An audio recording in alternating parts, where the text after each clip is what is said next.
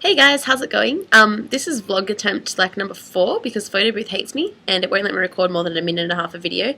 So I did make a 15-minute vlog just before that had all this information in it that is now gone. So I'm going to make another one. So anyway, I guess I just want to make a vlog because basically I have some things I want to say that I think are going to sound a lot more genuine and you guys are really going to understand how much I mean them if if you can actually see me saying them rather than me typing them out and you may be reading them or whatever. And also I apologise if there are any really loud noises. I live in a really busy area and I'm sitting outside on my little pergola deck thingy, so yeah, there's a kids preschool over there and loud trucks drive through and all that sort of thing. Anyway, let's begin. Hi, my name's Naomi. You may or may not already know that. My blog is intiniermoments.tumblr.com. And I'm making this blog post today basically about happiness and where I found it and where I have been before I found it. So last night I went to my group therapy sessions, which I've been attending for 8 weeks now. It's a 9-week program, so I've only got 1 week left, which is quite sad because I've really started to, I really love the people that I do therapy with. I've become really connected to their lives, and it's nice to have a place to go where people do understand you. But something I have realised over the last month or so is that I don't think I'm really very depressed anymore. I've had depression, I think, really badly probably since I was 12, but before that I was still not sort of a normal, social, happy, out there little kid that most little kids are. Yeah, so I've had a really long sort of journey with depression and all that sort of thing. I used to cry every day. I used to nap every day. I used to sleep. I used to sleep all the time. I hated being alive. I didn't know why. Like, for a long time, there wasn't a reason that I could pinpoint my sadness onto. And then things happened that I could pinpoint my sadness onto, but it was already a pre-existing problem for me. If you know me, you'll know the things that have happened in my life that have caused them, or some of the things. There are some things that I would never talk to anybody about because I'm basically just... yeah, I don't know. I don't know if I'll ever be comfortable telling some people some of the things that have happened to me in my life. But yeah, I guess the worst part was 2008. A lot of people, 3 people that I know, actually passed away. They were very, very, very close to me. And nothing like that. Ugh, people I known had passed away, but I hadn't been old enough to really comprehend it, I don't think. So yeah, 2008 was a really hard year for me, and that's when my depression really got bad. I was already sort of on the phone to my boyfriend every day crying, even before that, not understanding why I was so sad. But from there, it got a lot worse. But yeah, I had some good people there to support me. Luckily enough, I met somebody who, even though they just met me, hadn't even met me in real life, liked me enough to put up with me, and actually want to be with me whilst I was going through the death of a loved one. Which is nice. I very much appreciate that, even though that person is not in my life at all anymore. But yeah, I spent most of 2009, I was living with my boyfriend at the time. But yeah, I think most of the time you would have found me crying somewhere. Most days I spent curled up on the bathroom floor, post some sort of like half-assed, please help me, like self-harming episode. And I would just be texting my boyfriend, like begging him to come home and help me, and like nobody really could help me because nobody that wasn't professional really, because I was just going down into something that wasn't understood by people who hadn't been through it before. But I did end up getting professional help after a few months where I'd been hallucinating and saying that I didn't want to be alive anymore, and having these like sort of, I don't know, like attacks that were sort of more like blackouts where I would really just completely lose it and not be myself anymore. There's some really scary stuff that I did and said. I was like a different person, basically. It was like I was possessed, and yeah, it was really scary. Yeah, I did get some professional help towards the end of 2009 though. Moved back home with my family. Saw many psychiatrists over that 2009-2010 summer. Talked to a lot of people. Eventually got diagnosed in 2010 with borderline personality disorder, which for me was really helpful. That way I was able to see, it was more than, it was depression and it was anxiety, but it was something that I could target, something that I could research, find out how other people had gotten through it.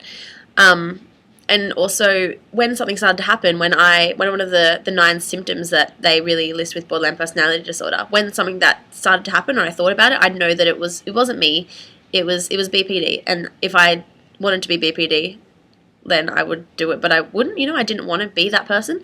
So I was able to stop. And I used to be able to identify very strongly with all the 9 symptoms. I think you only have to identify with 7 of 9 or something like that to be considered borderline, but I could identify with 9 of 9. 2010, I did start to get a lot better and I really wanted to move, so I ended up moving to Wollongong, and that was really hard at first. I still used to hurt myself all the time, still wanted to kill myself all the time. But I was lucky to have Mark, who was very helpful to me and even though he didn't understand at all, it was very nice of him to stay with me through all that time when I was very not myself. I wasn't anybody and I didn't understand anything. End of 2011, nothing much had changed. End of 2010, sorry. 2011, still quite depressed. Basically, sort of, in a way, led to the breakdown of my relationship, which was really hard. There had been mistakes I'd made when I'd been unwell that reflected badly upon me. So it's been a really hard and long journey.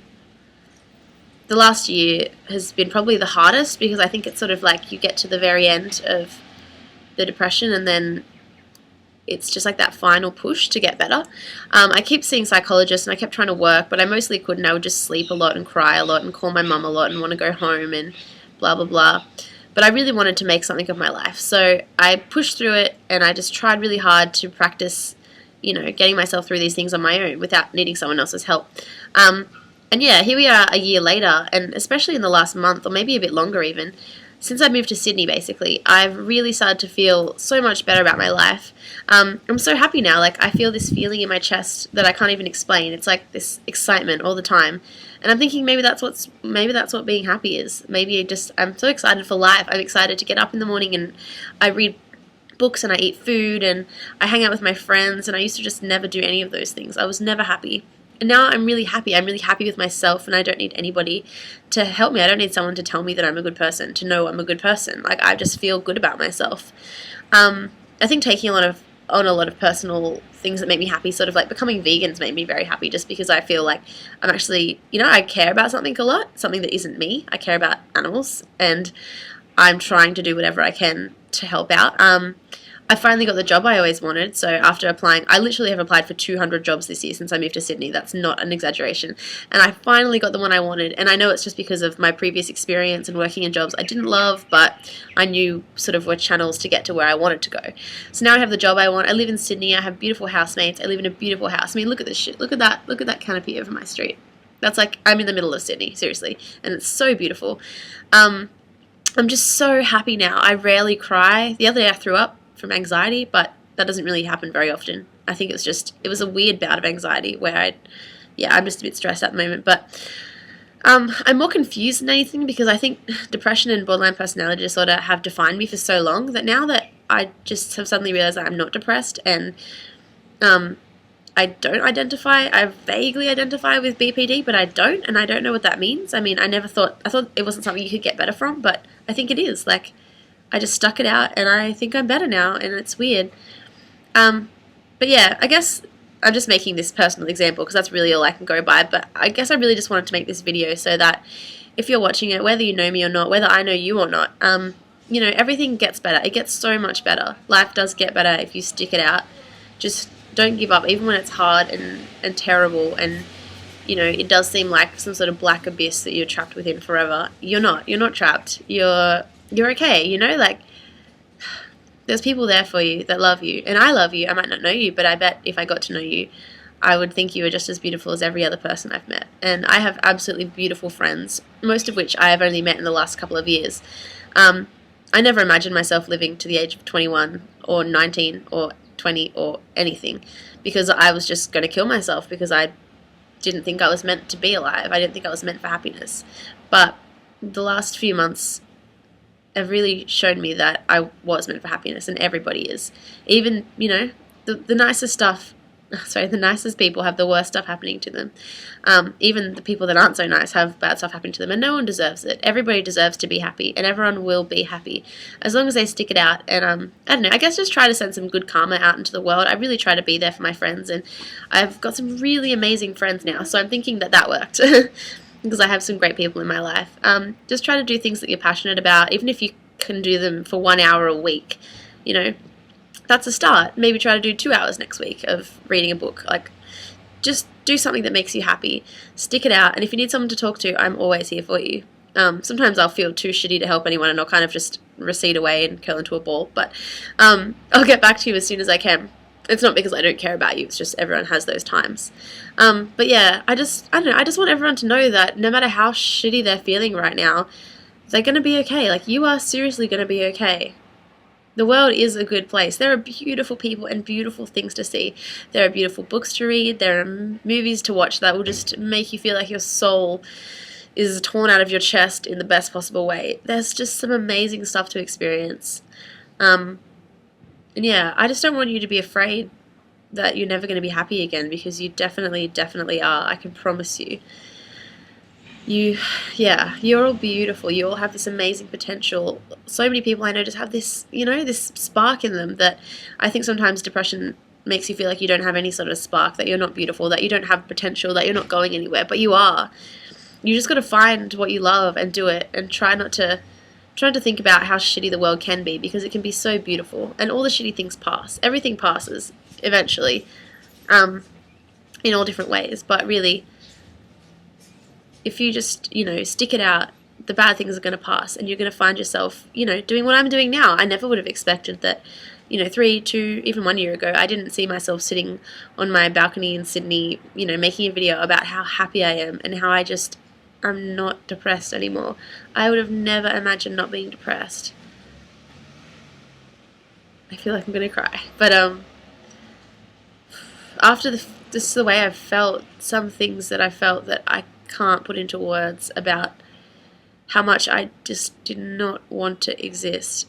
But now I'm so happy, and if I, I would be so devastated if I, killed myself and then suddenly seen a flash of an alternative future where I was this person, where I was happy and here and all the things I want, and surrounded by beautiful family and friends, and I look in the mirror and I'm just like, oh, I look fine today. Like, I don't feel sad at all. I'm not angry, and I don't cry, and I don't sleep like at weird hours. I sleep normally, and I work my job, and I'm not even that bad at it. And, I don't know what I want to do career-wise. I'm a bit confused, but, at least within myself, I'm so happy with the person I am. I'm so happy with the person I'm becoming. I'm so happy with the goals I have for myself, and I'm so happy with the people I'm surrounded by. And I promise you, I just promise that if you hang in there, you will be okay. Just don't give up. Like, there's a saying actually that the leader of my therapy group says.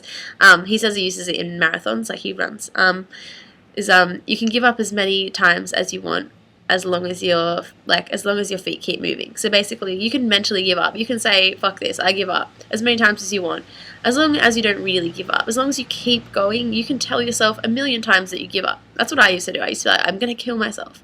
But I knew I wasn't. It was just sort of like a fake relief. Like, I don't know, I can't explain it. It was a relief to think that I could, but I knew that I wouldn't. But yeah, I guess just keep going, give up, feel like this is shit, fuck it, whatever, whatever, throw stuff, whatevs. But then sit down and think about it and just keep going. Just keep going, and I promise you'll be okay. And yeah, if you ever need someone, I'm here for you. I live in Sydney. I'd love to make some more friends, and I really love hearing about people's lives in the least nosy possible way. I just think that life is beautiful, even the bad parts. It's like a big artwork. So I guess if you need something, if you want to hang, you need somewhere to get away to or whatever, I'm more than happy to speak to you about it and see what we can do. Don't be afraid to try things. Go talk to a professional as well. That's been so helpful for me. Obviously, you get some sort of bung psychiatrist that stare at you like you are speaking a different language or whatever, but I've had some really lovely people to help me out. I've tried medications a lot too, and that helped me. Cognitive behavioral therapy and dialectical behavioral therapy is something that I want to try as well. Just don't be afraid to try lots of stuff. And even if it doesn't work out, just try something else. Just keep going no matter what you do, and I promise you'll be okay, and one day you'll be like me and you'll be so happy. There's I mean, a light at the end of the tunnel is an understatement. There is a humongous, giant, shining sun just radiating with heat and light and happiness for you waiting at the end of the tunnel. But you just have to keep going through the tunnel. If you stop, you're not going to get that sun. But if you keep going, I can promise that you'll get that sun. And all the darkness that you've felt up until then will just seem so small. It will just be a lesson for you to remember for the future. But yeah. And also, if you have people that are there for you, I know it can be really hard sometimes because they don't understand you, but please try to, please try to keep in mind that they don't understand. So sometimes if they're not there for you the way you expect them to be, it's not their fault, and they're not trying to hurt you or punish you or anything like that. I think you've got to care for your carers in ways. You've got to show them how much you appreciate it, and don't blame them, when things go wrong, because they can't always help you, I guess. I mean, they won't understand, and one day they'll probably need you to be there for them, and you'll be this wealth of knowledge about, how to be happy and what it feels like to be sad, and they'll be so appreciative, but until then, they're not going to understand. So, try to care for them as well. Try to show them how much you love them. When you're happy, I guess try to show them, your life isn't run by your mental illness. There's nothing wrong with being mentally ill. It's not a bad thing to have bipolar or an eating disorder or BPD or schizophrenia or depression or anything that affects you mentally. It's just as bad as having any other illness. It's not any less serious because you can't see it. But some people don't understand that. So just be patient with them and know that one day they're going to need your help. They're going to be, they're going to understand. They're going to be sorry that they weren't there for you. But just know that you're a better person and you can help them out. So yeah, I don't know, just try to love everything, even the things that are bad. Just try to embrace them and remember that they're all lessons. And basically, if those bad things didn't happen, how would you ever know how to enjoy this beautiful, giant, amazing sun of happiness that you're going to find at the end of your tunnel? Yeah, so I hope you have a lovely day. If you have anything you want to talk to me about, just hit me up on Tumblr or Facebook. But yeah, this is just basically me promising you that you are going to be happy someday. So thanks, guys. Have a lovely day. Bye.